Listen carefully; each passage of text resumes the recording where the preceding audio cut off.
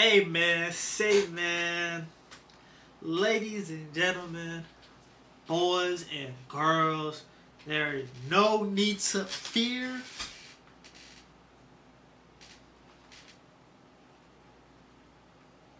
Your friendly neighborhood light skin is here. Now today's video we are going to be reacting to YouTubers who recorded their last moments, man. Jesus Christ, man. Just a reminder to all y'all watching, man. Always tell people you love them, always tell them you care about them, because you truly never know when it'll be the last time, bro. You know what I'm saying? I guarantee, because these people probably didn't think that these recordings were going to be the last either. And with that being said, man, let's go ahead and get into this. Gwynfor Beach is a white sand beach just north of St Ann Cove in West Cornwall, England. Because you have to go through some winding roads and sand dunes to get there, lots of people drive by that area without even realizing it's there. Yeah. But for a YouTuber named Jacob Cockle, this was home. In 2011, Jacob started a channel called Whirlpool Hitman, where he would upload footage of his adventures swimming in whirlpools and doing other extreme stunts such as cliff jumping, extreme surfing, and cave exploration. As of today, the channel is close to 150,000 subscribers. According to his family, Jacob lived his life on the edge, and his stunts often earned him covering shots in big surfing magazines and even prizes from the Sunday Times and National Geographic. In some of his whirlpool videos, Jacob would often throw stuff at a vortex and record random objects getting sucked down by the powerful currents. Yeah. But in most of his videos, he would actually swim in the whirlpools himself, which is extremely dangerous as the swirling... See, bro, that's crazy, bro. I ain't gonna lie. It's all I'll say, bro, you'll never see no black people doing this, bro. Like, currents could easily pull a person under in seconds. On May 28, 2013, the whirlpool that made Hale Estuary famous surfaced again, as it did a few times a year. And Jacob was determined to swim in it to capture some cool-looking footage for his channel. That day, he ran up to his friend and artist David Rain's house and asked him to film him as he swam around the whirlpool. David had collaborated with Jacob in the past, and seeing how excited his friend was, he agreed. Just like in the rest of his YouTube videos, Jacob brought a prop to the harbor to make his video more eye-catching to his viewers, and for this particular video, he decided the prop would be a horse mask. For several minutes, Jacob's horse mask?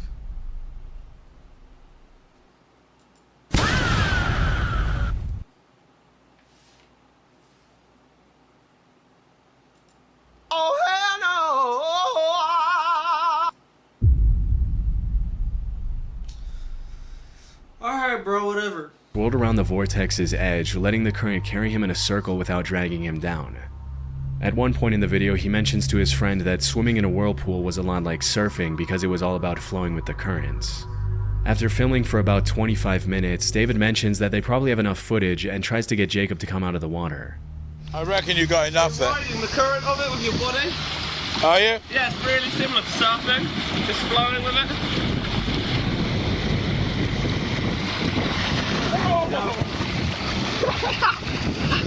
That's pretty scary.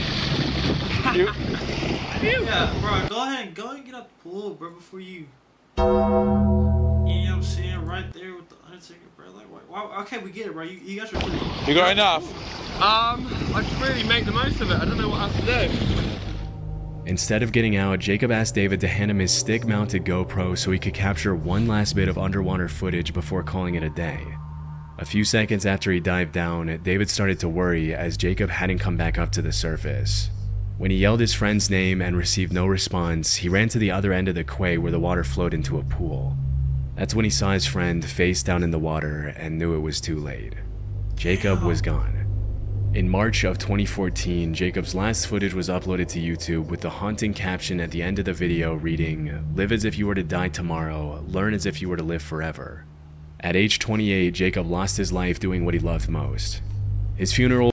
That's real, bro. Like, you know what I'm saying? Like, if he was gonna go out, at least for bro, I'm happy he at least went out doing something he loved, bro. That's all that matters. Was attended by dozens more people than the church could accommodate, and they all gathered to celebrate his life and remember him as the fearless adventurer he was.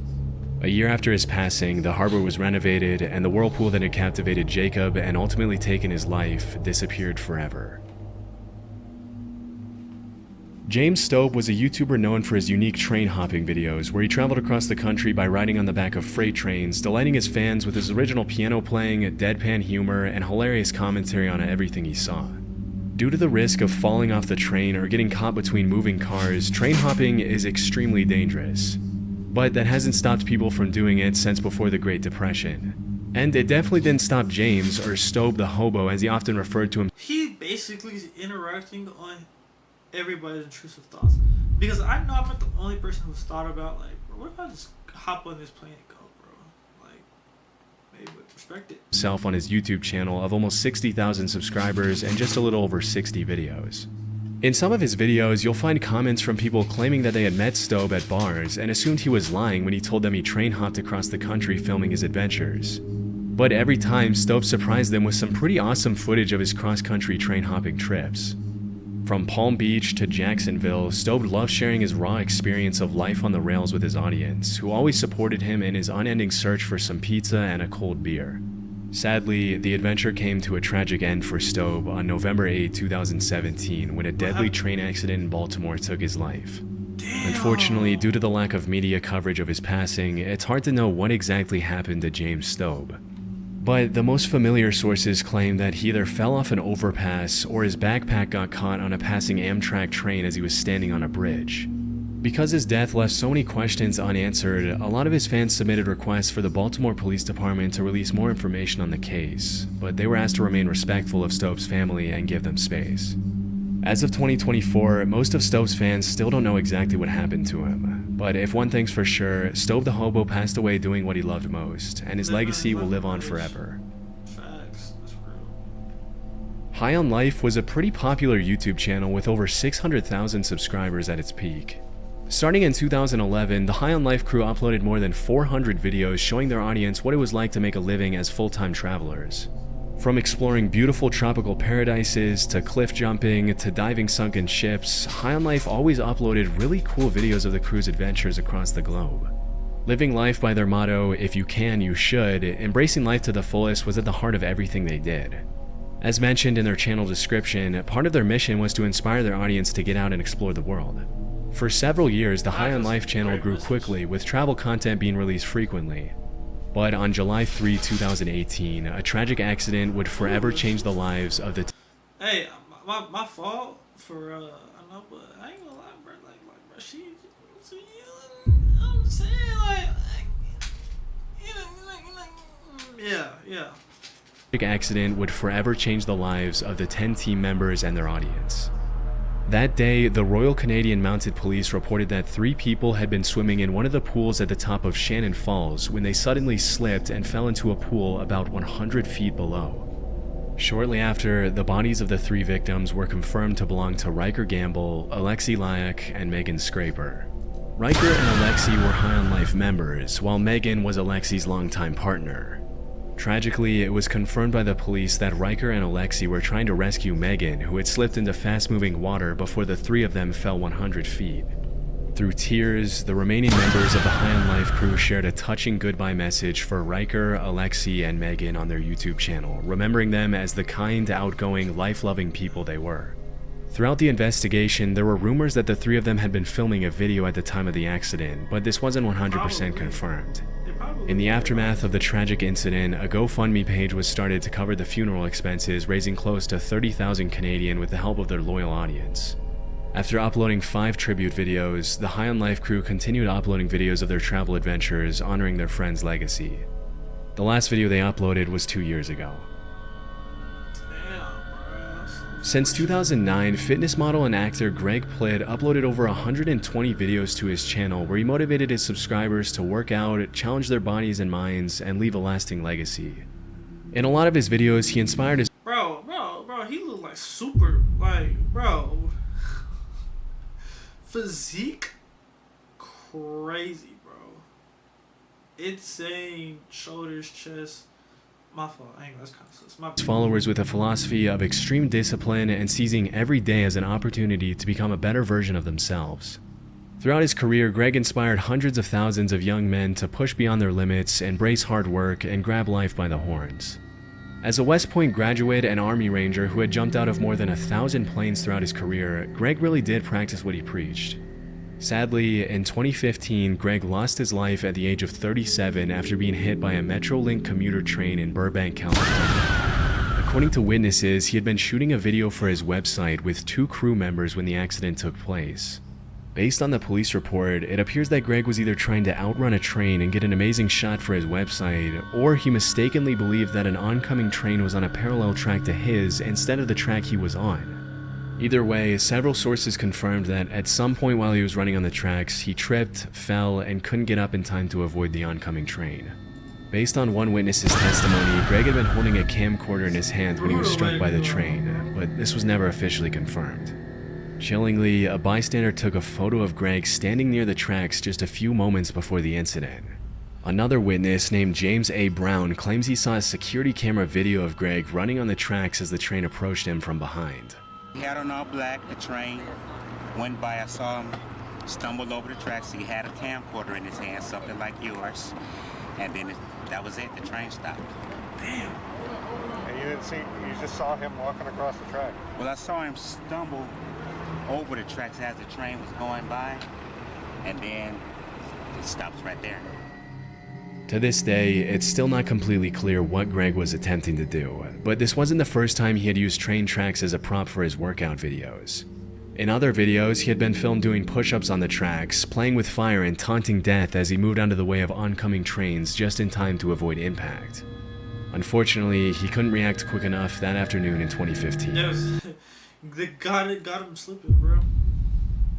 Shout out, bro. You look like a W outstanding citizen. To this day, Greg is remembered as a prime example of what it means to live boldly, and through his hundreds of thousands of fans, friends, and family, his legacy will live on forever. Tor Eckhoff, also known as Apator, was a Norwegian YouTuber who rose to fame with his videos where he would do some pretty risky stuff on frozen waters, including ice skating on thin sheets of ice and diving in ice holes shirtless. On his journey to break the 1 million follower mark, Apator captivated his viewers by accompanying his stunts with some very unique habits, including drinking entire bottles of vodka, rolling around in the snow half naked in sub-zero.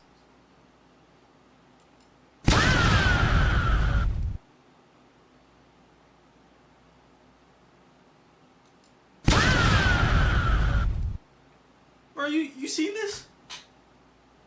Hey, are you locked in? You see this? Notice how there's no black people in this video. Temperatures, and even drinking engine oil just for fun. In his channel description, he mentioned how What? Engine oil? Bro, hell. he was born in 1964 and lived in Norway where he worked in a paint factory. He also confirmed that what he drank in his videos was real vodka, but that his uploads should not be interpreted as any sort of advertisement for the Norwegian vodka brand he was drinking. Throughout his YouTube career, Apator's audience fell in love with his extremely quirky style and his unique antics, which earned him the support of well over one. You know, he seems the type of person where like Final Destination was based off of how like he's doing things where like he should have been packed up years ago, and apparently this day they got him slipping. 1.3 million followers as of his last video. Sadly, on November 27, 2021, just a few days after he turned 57 and eerily posted a video titled, "I am not dead, I'm 57 today," Apator fell through the ice on a frozen lake near the town of Kongsberg while shooting some footage of himself ice skating. Before he started skating, he had sent a text informing the person he lived with that everything was okay and that he was looking forward to capturing some good footage. After falling through the ice, Tor quickly tried climbing back out, but because the temperature wasn't cool enough to freeze back the edges, it kept breaking under his weight, leaving him trapped. After a while, Tor was picked up by a group of divers and sent by air ambulance to a nearby hospital. The doctors tried everything to bring him back to life, but it was too late as Apator had been in the water too long. In the last video he uploaded, thousands of his loyal followers expressed their condolences and sadness at his passing. Even in 2024, Apator is seen by his followers and the YouTube community as somewhat of a legend, a guy who dared to live life differently from most people and wasn't afraid to show it. It says a lot about his content that even after his death, his videos are still receiving thousands and thousands of views from fans and curious viewers all around the world. Damn. R.I.P. bro. Albert Dyrland was a Danish actor and YouTuber who was best known for making comedy sketches and music videos for his songs. Since 2016, Albert uploaded over 220 videos to YouTube, earning him the love of over 170,000 subscribers. In 2018, he also starred in a comedy movie named Team Albert, which follows the life of a high schooler who wants to become YouTube famous. The movie would actually go on to win the Blockbuster Audience Award at the 2019 Danish Film Awards. On July 28, 2021, Albert was hiking Mount Seceda in the Italian Alps and filming a video for his channel with some friends. During the hike, he uploaded a story to Instagram where he showed his beautiful surroundings to his followers. Sadly, that same day, as he was recording a video on his phone, he fell off the mountain and plummeted more than 600 feet to his death. After the incident, a rescue helicopter was sent to the location, 600? but unfortunately he was pronounced dead at the scene. Well, duh, 600? You said 600 feet? Who's surviving that? Thanos? What I found, Mount Seceda is a part of the Dolomites, a limestone mountain range known for its steep walls, sharp cliffs, and sudden drop-offs, all of which likely contributed to the tragic accident. Yeah. The investigation revealed that Albert and his friends had been hiking on a route that links two mountain peaks, but it's unclear what exactly he and his friends were doing when Albert fell off the mountain. In the aftermath of his passing, thousands of loving fans shared their condolences, referring to him as a Danish YouTube icon and one of the best content creators in Denmark. With more than 90 million views on his channel throughout his career, Albert was loved by both his Danish and international audience. His tragic death shook the YouTube community and served as a harsh reminder that capturing footage in extreme terrain comes with its own set of risks. To this day, Albert is remembered by his fans for his With that being said, we're gonna go ahead and wrap this video up. Hope y'all boys enjoyed. You know what I'm saying? And I will holler at y'all boys later, man. Let go!